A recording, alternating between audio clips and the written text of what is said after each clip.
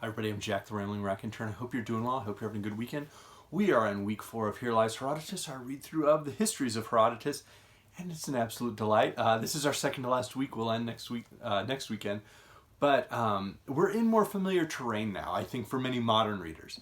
So I love the histories. I enjoy all the weird, inquiries, the strange little cul-de-sacs he runs through, the diversions, and we still get a few of those. But for the most part, we're now in the narrative of the Greco-Persian Wars, and that's going to carry us through these final 4 books.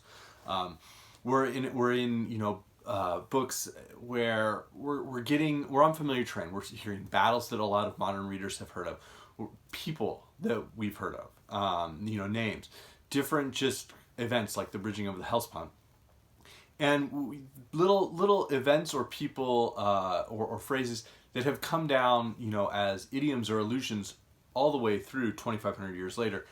And so again, I really hope you're enjoying it. This is kind of the part where I think a lot of people who approach it as, hey, this is the book about the Greco-Persian Wars, there's like, oh yeah, this is actually the book about the Greco-Persian Wars.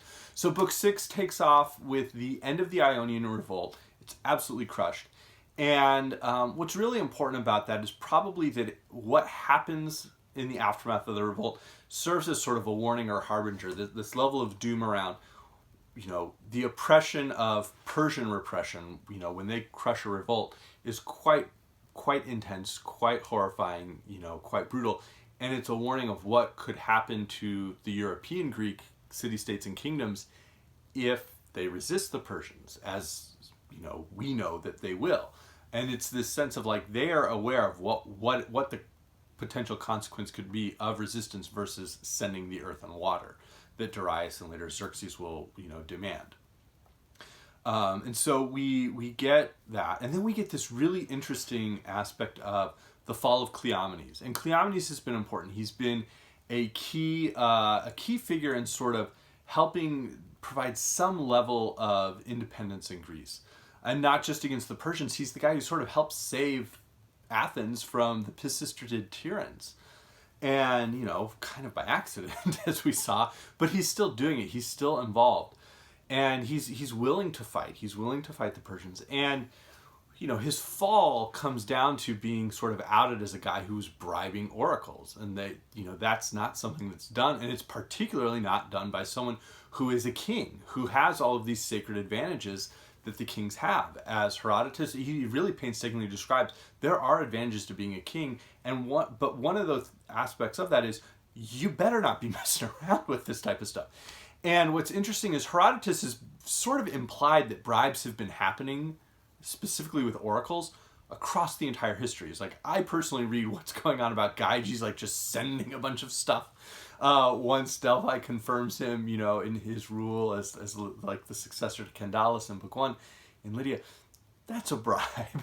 And so Herodotus is pointing out this is happening. We know that later on, a couple centuries later, bribing priests and priestesses and oracles is just part of Roman culture, part of Roman political culture, particularly by like the 1st century. BC. But at this time, it's still a big deal. It's still a big deal in Sparta for Cleomenes, and it's still a big deal in Athens with certain wealthy families that are there. And so Cleomenes is, deposed, and then there's this gruesome detail about how he basically tears like strips of skin from his body and ultimately like dies that way. Some historians have suggested that he might have just been brutally murdered, and then his madness was the official word on what was put out. And Herodotus very much gives the official word many times now in these final sort of 4 books. We get a lot of, this is the official Spartan word, this is the official Athenian word, and Herodotus often is going to give us that. He does at one point say, like, throughout this book, I have simply repeated what people told me. I have not said that whether or not I think this, and then periodically he says, I think this. But, Tom Hull and some other historians have said not only was Cleomenes possibly murdered, but Cleomenes may have been, the publication of his bribes may have been pushed by various bribes from Darius, who, not in addition to being an effective king in general and administrator and, great king, was also quite good at the spycraft level of, hey, let me just seed rebellion wherever I'm going to invade so that it's much easier to, deal with individual places rather than a unified army and a unified, opponent. It's not mentioned really, but Cleomenes' successor will be his half-brother Leonidas, who I think that name is much more famous than Cleomenes. But Cleomenes was really important. Dude saved Athens. Leonidas is also married to Cleomenes' daughter Gorgo, who will pop up right again at the end of Book 7. When the Persians attack Athens, they do something that's also quite famous historically. They don't hug the coast to travel all the way around from Asia Minor, Turkey, modern Turkey, to Greece to attack. They actually sailed like a fair distance across open sea, and that's kind of a big deal. When this happens, the Spartans are having a religious festival. Remember, Cleomenes was deposed and declared insane and then ultimately murdered, or something horrible happens to him. And because of the sacrilege of bribing oracles, well, they're at a religious festival. Of course, they can't send their army yet. The Athens and a couple of allies, Plataeans and such, show up, and they're willing to stand their ground at Marathon. They're gonna fight. Miltiades, who's a key member of sort of a one particular faction that we'll see in Athens. Herodotus doesn't spell out too much, but one particular faction in Athens. Miltiades manages to sort of like sway the group and say, we are going to stand, we are going to fight the Persians. And they do something interesting. They wait until they can tell that the Persian ships have left. Because the Persian ships have the cavalry, which means it's infantry on infantry. And the Persian ships are going to sail around from Marathon around to Athens and possibly send their cavalry out against the city of Athens and destroy it.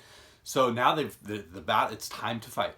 And there's not a huge amount of description around what happens, but one of the things that's really interesting is the Athenians, in order to avoid the Persian archers, they don't quite. Herodotus suggests they sprint the whole way. They probably don't do that. They probably advance very, very quickly up until they're within about an eighth of a mile of the two lines, and then they do actually sprint that final section, sort of a 200-meter sprint. To close in battle, and even their wings manage to stay strong and push the Persians back. And even though the Persian center advances, they then sort of pincer around it, and the Persians are defeated quite thoroughly.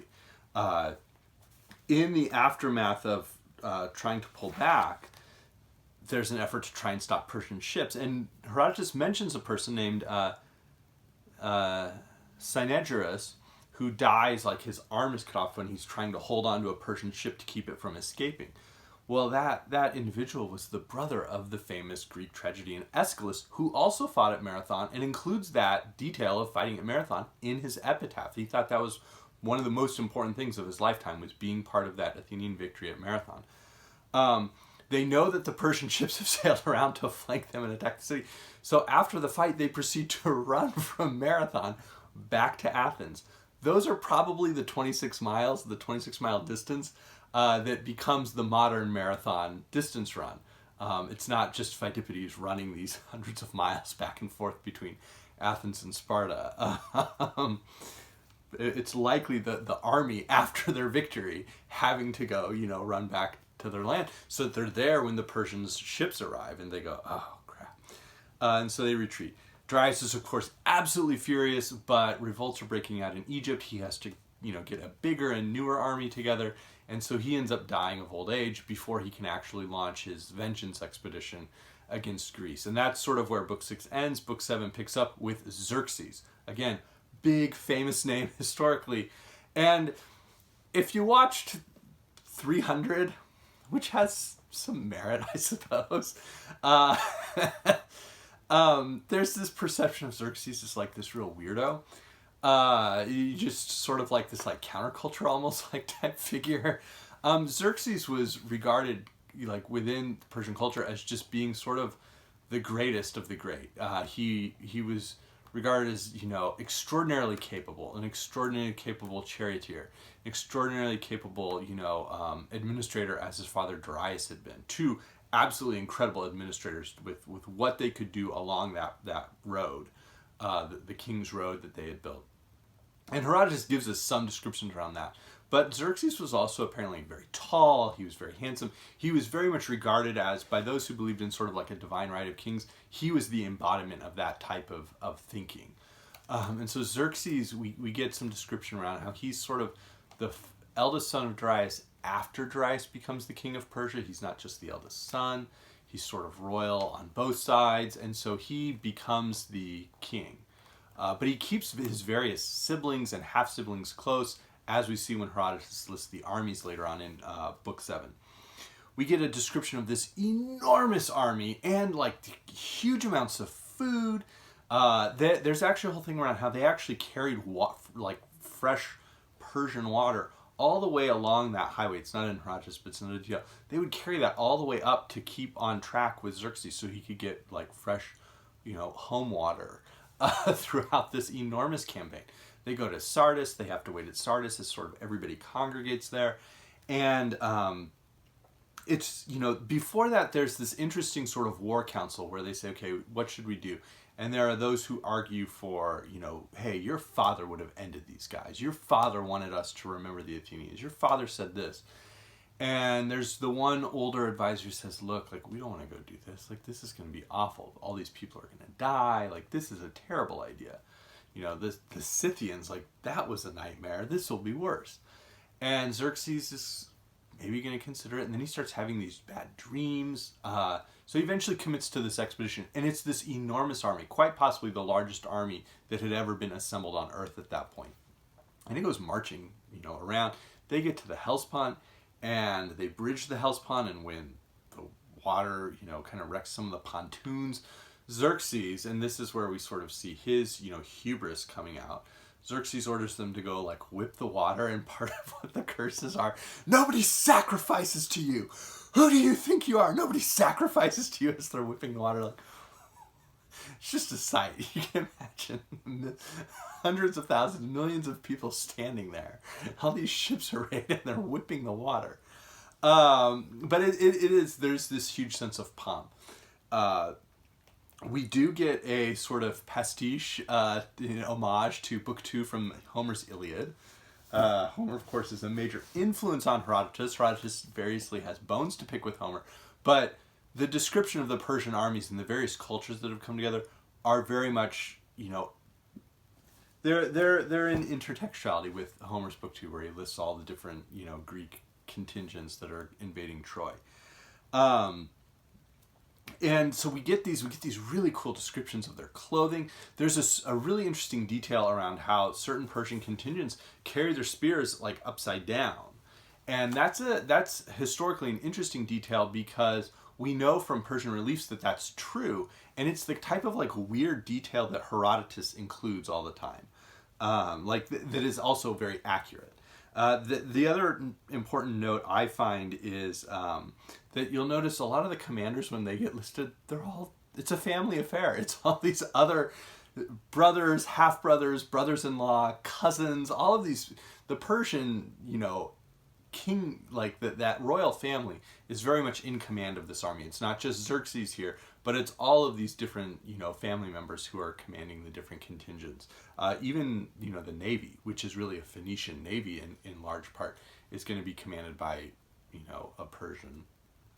We also get a couple of other interesting, characters and key points. One of those is this quick reference on Artemisia, who's a female admiral, and again, out of the classical world, that's kind of like a one-time thing.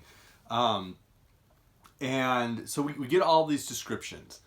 We have a pair of places in Book 7 that were sort of like historically important in political and like social thought, where the opulence of Persian slavery, the idea that a person could be, everybody is essentially a slave to the Persian king. It's just that some people get to be really wealthy, opulent slaves to the Persian king, but as soon as he makes a command, they must obey. Versus, the Greeks have some freedoms, it's certainly not a perfect democracy. It's not everybody gets to it. Sparta is, a kingdom. But the Greeks really view their way of life as a free way of life compared to the Persian slavery. And there's the famous bit where the one Greek says, you think everything is so wonderful because you've only ever experienced what I'm going to regard as slavery. If you had ever experienced my freedom, you would be willing to fight for it. And that type of thinking informs, from Herodotus, runs through and informs political thought. Patrick Henry's "Give me liberty or give me death" is in, a line of reference to that. Even through the 20th century and the 21st century, that idea of, freedom that is hard is better than slavery has continued to be a key theme globally. Now, after we get all these descriptions around this enormous Persian army that's invaded and the fact that they basically starve various towns as they march, they drink rivers dry as they march, and they're moving along, we find out what the heck is going on in Greece as all of this is happening. And it's interesting. You have folks going again to the Oracle of Delphi, who they know is accepting bribes and saying like, "Hey, what should we do? What should we do?" Like, they know the bribes are happening, and they still keep going back. And famously, Athens gets this one where the first one is just terrifying. It's like something out of, it's an apocalypse of everything's going to be burned, run for your lives. And they go trudging away, and then, "Hey, wait a second, go back with this olive branch, and maybe Apollo will give you another message." And now there's this cryptic bit about, well, seek in the wooden walls, divine Salamis, many mothers will wail. And Themistocles, of course, in Athens, who was a general at Marathon, it needs to be remembered, goes, "That means the ships I said we had to build, all the ships, like, we're going to fight. It's a naval battle, and it's divine. It's not like, cursed Salamis or wrathful Salamis. It's divine Salamis. We're good to go, guys." It's important to note, Themistocles was an amazing politician. He's one of the earliest, politicians. He, set up his law, business right there at the gate so he would see everybody in Athens and be able to interact with them and, hustle, essentially. But Herodotus doesn't include this, but there's a famous, and I don't know why, because it's such a theatrical moment. Miltiades, who had commanded at Marathon and then sort of been disgraced later, his son Cimon was a key figure. He had sort of been the successor of Miltiades' faction in Athens. And when it came time to decide, how are we going to oppose the Persians, Cimon and his various, peers, who were all from sort of the old aristocratic families of Athens, he went and took his horse's bridle, as like a knight, and dedicated it at the temple, and then took a shield off the wall and led a procession of these other, aristocratic, wealthy, it's more like hoity-toity Athenians, and took a shield, and they marched out to the sea. And sort of it's this thing of we will be fighting as, a navy in this coming battle with Persia. And it's this just incredible, beautiful theatrical moment. For some reason, Herodotus doesn't include it. But that's happening. And at the same time, Sparta is getting its army ready. Maybe they're going to go to Thessaly. They get there. They actually find out that the Thessalians lied and that it is not a narrow pass to defend, but a fairly broad area, and that that's a terrible idea. So they retreat. Then maybe Syracuse can help out. Maybe Syracuse can send some troops to help us, or some ships. And Syracuse, if you make me the supreme commander, I'm in. They're like, well, no. Well, if you make me the supreme naval commander, I'm in. No. The other key, sort of fun historical detail is if you notice the names of the Carthaginians who are at war with Syracuse, there's a Hamilcar and a Hanno.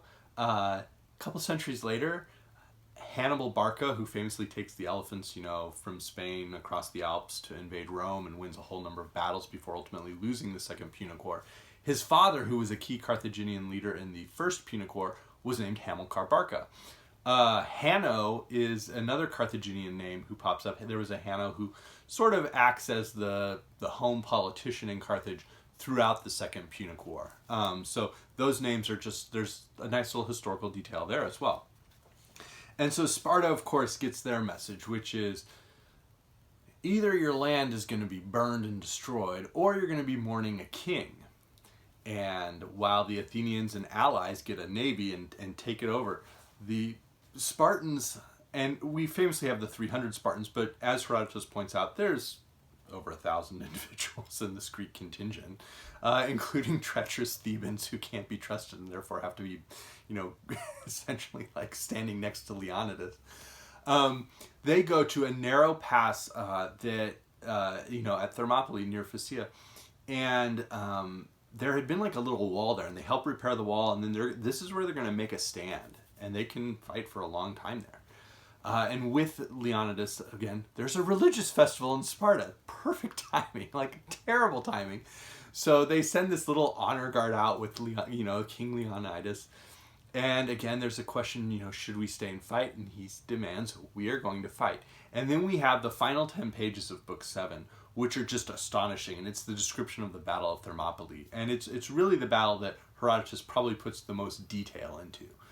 We get, these descriptions of how the Spartans will pretend that they're like routed and they'll be running, and then they spin around and all lock their shields and stuff again and just kill Persians.